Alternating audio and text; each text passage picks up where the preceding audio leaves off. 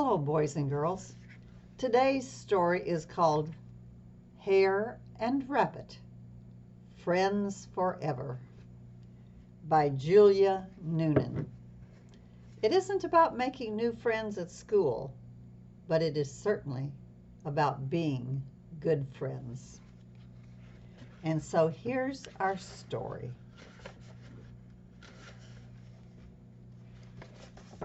It begins with cleaning the house.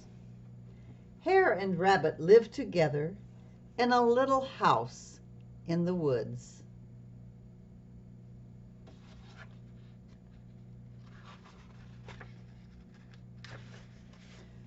One day, Rabbit picked up an old pair of garden boots.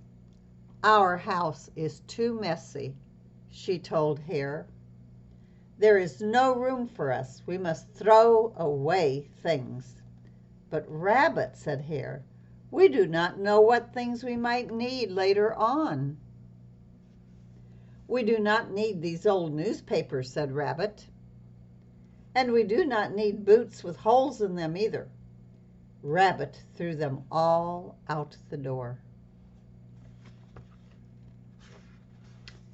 "You're right," said Hare. She began gathering things to throw away too. "Goodbye, empty shoebox." "Goodbye, dried up old paintbrush."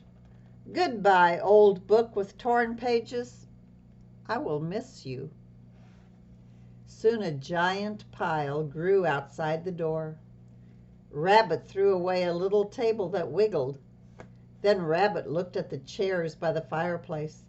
"They are old," she said, pointing to them.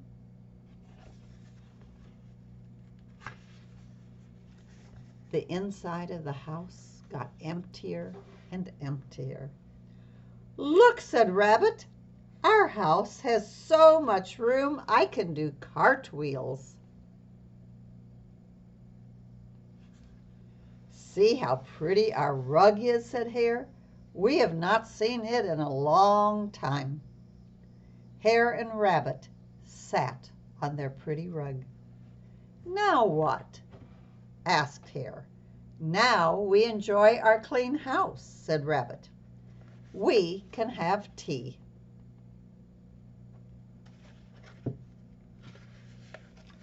"Good idea," said Hare. She went to the kitchen, but she could not find the pot to make the tea. "Where is the teapot?" asked Hare. "The teapot had a big chip in it, so I threw it away," said Rabbit. "Use a pan instead." Hare made the tea. She carried it in on a tray. "Where shall I put it?" asked Hare. "Set it on the floor, I guess," said Rabbit. "I miss the little table that wiggled," said Hare.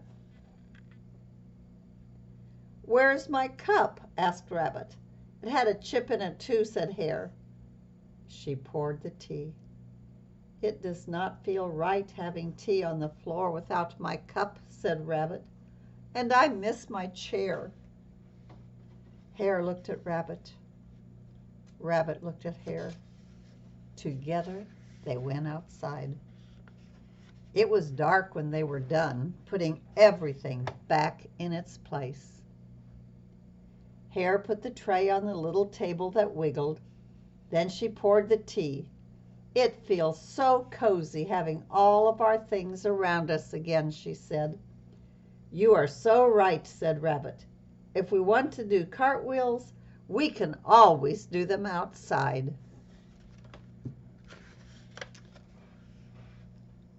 Hare and Rabbit, Mind Reader Ring.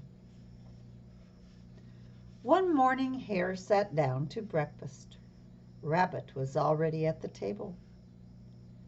"Where is the prize from the box of cereal?" asked Hare, peeking into the box.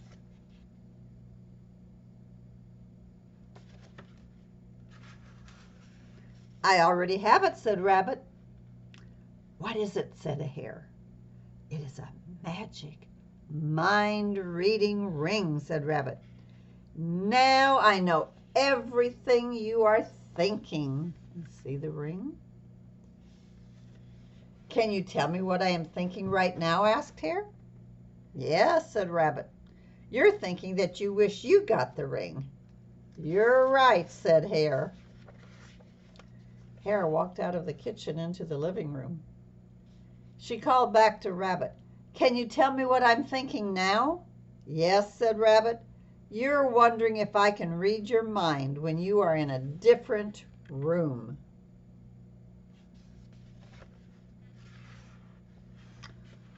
Oh dear, said Hare as she walked back into the kitchen. You do know what I am thinking. Of course, said Rabbit. Now think of something else. Hare thought, I do not like Rabbit reading my mind. Rabbit said, you're thinking about which kind of cereal to eat. Am I right? Hare felt much better. Right again, said Hare. Really? Asked Rabbit. Really, said Hare. Hare smiled as she put cereal in her bowl. Hare thought, I love Carrot Crunch cereal. And what am I thinking right now? Asked Hare. You're trying to decide if you want juice or tea, said Rabbit. Oh, Rabbit, you're so clever, said Hare.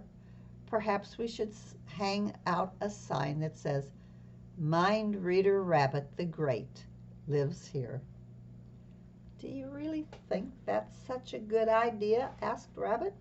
Yes, said Hare. And I will be your helper in a beautiful costume. I can't wait. I'm going to make the sign right now. It will tell the whole world that you can read minds.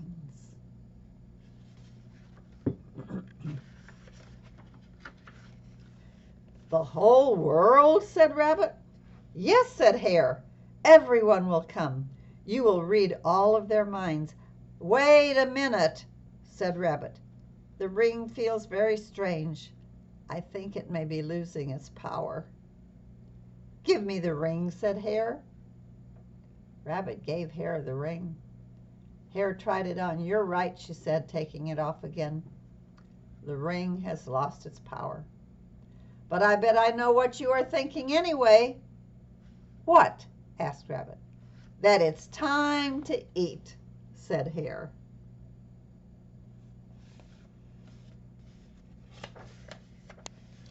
And the next chapter is Hare and Rabbit. Boo, boo, bunny.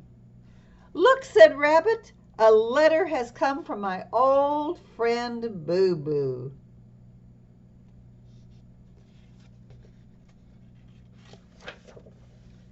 Hare's long ears stood up straight.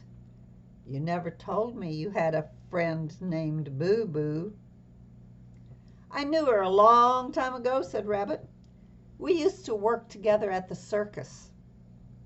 Rabbit opened the envelope and read the card inside. Great news, she said. Boo Boo is riding bareback in a circus that is coming to our town. Rabbit held up 2 tickets. We're invited to join her under the big top. In other words, under the big tent.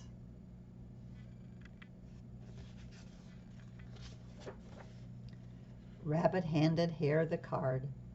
One side had a picture and said, Boo Boo Bunny, bareback ballerina. She looks like a very fancy bunny, said Hare.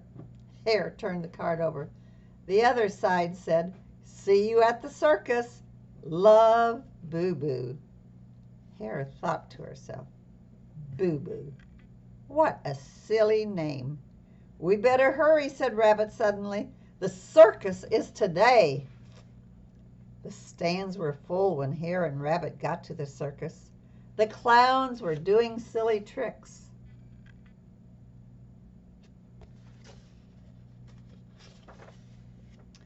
Then out came the horses into the ring, and with them came a beautiful bunny. She wore fancy, sparkling clothes. She had feathers in her hair and satin slippers on her feet. It's Boo Boo, said Rabbit.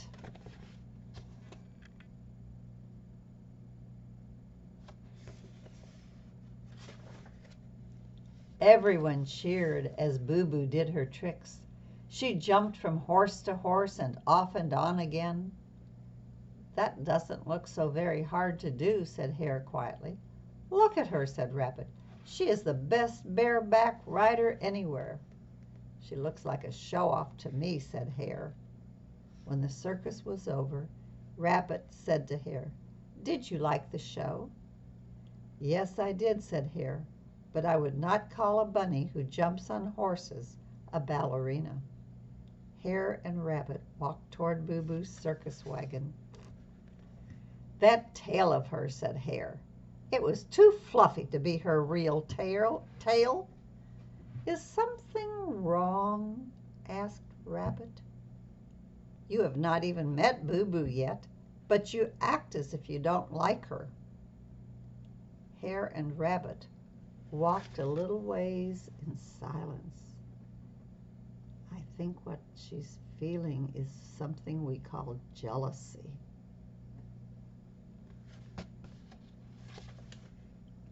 At last, Hare said, "I don't like her because you like her so much. I'm afraid you like her better than me." Rabbit gave Hare a big hug. "No one could ever take your place," Hare said. When they reached the wagon, Boo Boo was waiting. She did not look so fancy now without her costume.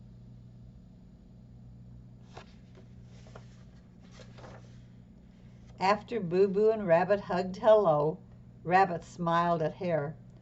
"Boo Boo," said Rabbit, "I want you to meet my very best friend." And of course, the big hug was really a way of showing that friendship, wasn't it? Okay, boys and girls, I will see you in another book.